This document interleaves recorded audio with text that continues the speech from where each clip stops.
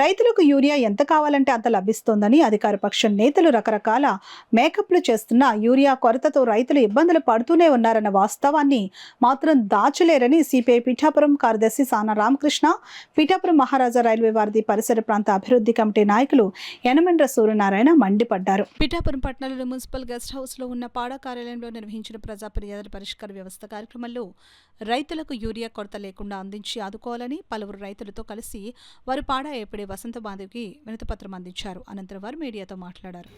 Urea సరఫరా అవ్వట్లేదు. ఈ యూరియా అంతా ఇతర రాష్ట్రాలకే పరిశ్రమలకే తరలిస్తూ ఉన్నారు. రైతాంగంకే యూరియా కొరత ఏర్పడుతూ ఉంది. కాబట్టి ఈరోజు రైతు పక్షాన్ని ఉన్నామని చెప్తూ ఉన్నారు. కానీ రైతులకి ఇలా ఎరువులు కొడుతుంటే ఈ సమకూర్చవలసిన అవసరం లేదా అని అడుగుతూ ఉన్నాం. కాబట్టి ఇవాళ జల్లుల్లో నూకలు పోసి అది నూకలు పడకుండా మభ్య పెట్టే కార్యక్రమం ఇవాళ కూటమి పెద్దలు ప్రయత్నాలు చేస్తూ ఉన్నారు. ఈ జల్లుల్లో నూకలు పడకుండా ఉండదు, సమస్య అనేది కప్పిపుచ్చడానికి కూడా అవదని ఈ సందర్భంగా తెలియజేస్తూ ఉన్నాం.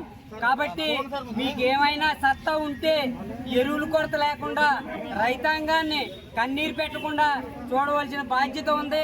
ఆ కార్యక్రమాన్ని చేపట్టిన రోజునే ఇవాళ రైతు పంటలు పండించే అవకాశం ఉంది.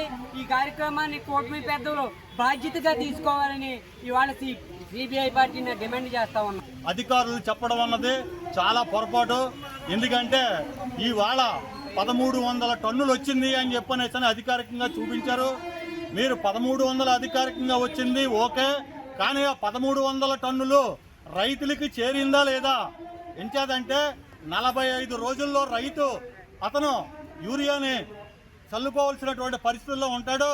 అది రైతులు ముందు కొనుక్కోరు. ఆ రైతుకు అవసరం వచ్చినప్పుడు షాప్ దగ్గరికి వెళ్తాడు. వెళ్ళినప్పుడు అక్కడ యూరియా లేదని విపరీతమైనటువంటి మార్కెట్ క్రియేట్ చేసి అది ఆ 1300 టన్నులు ట్రాన్స్పరెంట్గా ఎవరెవరికి ఇచ్చారు దాని మీద ఏదైనా పరిశీలన ఉందా? మీరు 1300 టన్నులు వచ్చేసిందని చెప్పని చూపించారు తప్పితే ఇది రైతులకి సక్రమంగా అందుతుందా లేదా, ఎన్ని రోజుల్లో ఎంతమంది రైతులకు ఇచ్చారు, ఇది ఏదైనా జరుగుతుందా? అసలు ఏమీ జరగటం లేదు.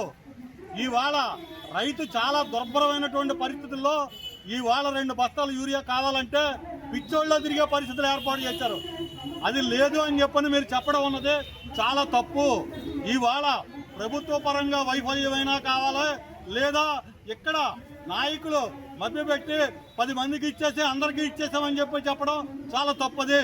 కానీ రైతుల విషయంలో ఇక్కడ రైతులకి న్యాయం జరగటం లేదన్నది చాలా ఖచ్చితమైనటువంటి విషయం.